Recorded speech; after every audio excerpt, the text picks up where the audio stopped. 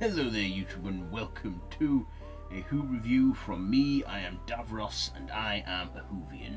So today I'm reviewing Doctor Who Love and Monsters, written by Stephen Moffat and not really starring David Tennant, more like it's starring Mark Warren and a bunch of other people, including funny man Peter Kay. So this is a 2006 episode from series 2, and basically in this we're hearing the story of Elton Popper, played by Mark Warren, and how he came into contact with the Mr.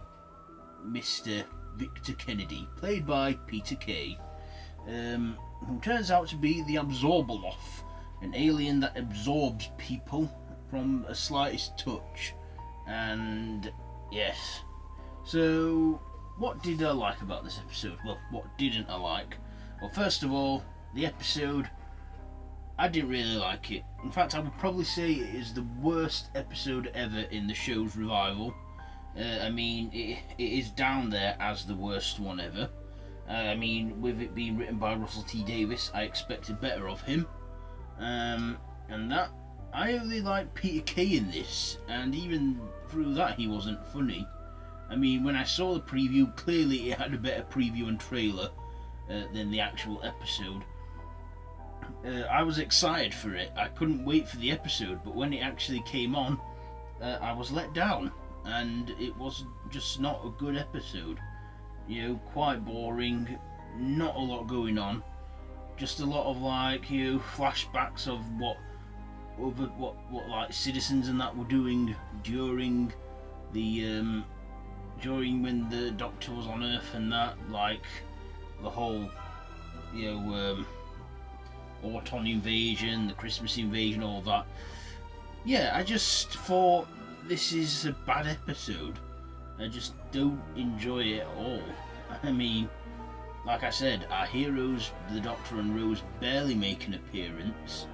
The monster is the Absorbaloff is designed and drawn by a 9-year-old because it was a Blue Peter competition, and the winner would have their designer monster featured in an episode of Doctor Who, and the kid who drew the Absorbaloff won.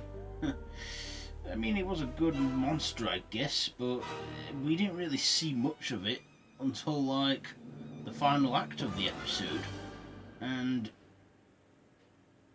Peter Kay, I mean, he even said, I mean, he enjoyed doing it at the time, but he said looking back at it now, he wished he could have been in a better episode where he did more screen time with David Tennant and Billie Piper, because he only was like working with him for 2 hours that day. They were filming his final scene, and that. I mean, the Doctor was in it, but we only got bits and that of him throughout the episode. He was only in like the last, I don't know, 5 minutes properly and that and stuff, and yeah, I just did not like this one and that. So yeah, but there are a few likes in there. There are some Easter eggs. We get our first Easter egg of Harold Saxon, which was the build-up for Series 3. When the Absorbaloff is reading the newspaper, we can see something about Saxon, Mr. Saxon, written on there. And of course that did set things in motion for Doctor Who Series 3 and Mr. Saxon, who he was. But a lot of people might have missed that, but it was definitely in there. I guess that's another like I have in it, but other than that, I just didn't like this episode. I bet you're thinking, if you think this episode's bad, then why are you reviewing it? Well, I'm reviewing it in case people haven't seen it, and that, if you haven't seen this episode and that, well, I'm reviewing it and give you my thoughts on it in case, you think, oh, this looks like a fun episode, I might watch it. Well, I'm telling you, well, I'm not saying don't watch it. I don't recommend it, mate. In my personal opinion, I don't recommend this episode at all. But if you want to watch it, then watch it at your own risk, and that. So yes. Is there anything else I can add on to this episode? No, I don't think so. So yeah.